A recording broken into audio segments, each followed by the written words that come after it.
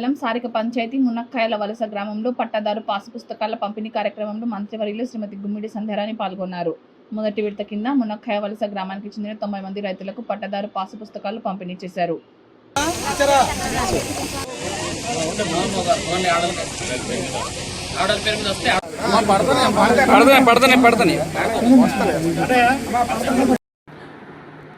ఈరోజు సాలూరు పట్టణం 5వ వార్డు జనసేన పార్టీ కార్యాలయంలోనే ఈరోజు మా 4వ వార్డు 5వ వార్డు సంబంధించి పెద్దలందరూ ఇక్కడ కూర్చోవడం జరిగింది.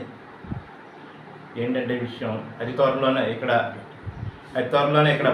పార్టీ జెండా ఆవిష్కరణ అనేది 4వ వార్డు 5వ వార్డులో పార్టీ జెండా ఆవిష్కరణ అనేది రేపు ఒక వారం 10 రోజుల నుంచి చేయదలుచుకున్నాం. ఇది మా పార్టీ పెద్దల దృష్టికి తీసుకెళ్ళాం. మా పార్టీ పెద్దలు కూడా ఇక్కడికి వస్తా ఉన్నారు.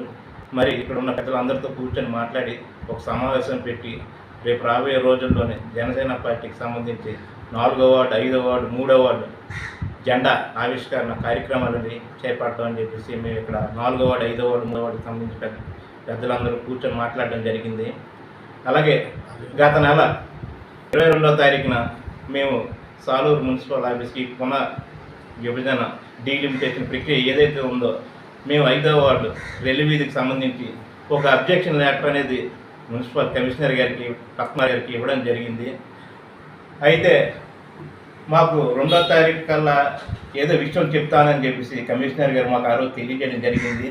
అయితే 2వ తారీఖు వెళ్ళిపోయి ఈరోజు 6వ తారీఖుకి వచ్చింది. మాకు ఇప్పుడు దాకా కూడా ఆయన మాకు ఎలాంటి సమాచారం అనేది కమిషనర్ గారు మాకు ఇవ్వలేదు. కమిషనర్ గారికి ఫోన్ చేస్తే 2-3 సార్లు ఫోన్ చేస్తే సార్ ఇంకా మాకు ఎటువంటి ఇన్ఫర్మేషన్ లేదు, నేను మీకు చెప్తానని చెప్తున్నారు తప్పితే క్లారిటీగా ఆయన ఈ విభజన గురించి మాకైతే తెలియపరచట్లేదు. దీని జనసేన పార్టీ తరఫు నుంచి మేము ఆయన్ని డిమాండ్ చేస్తున్నాం.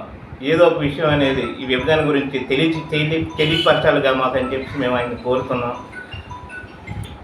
రేపు రాబోయే రోజుల్లోని ఈ విషయంలో క్లారిటీగా రాకపోతే మేము త్వరలోనే మేము దీన్ని హైకోర్టు వరకు తీసుకెళ్ళడానికి మేము సిద్ధమవుతున్నాం.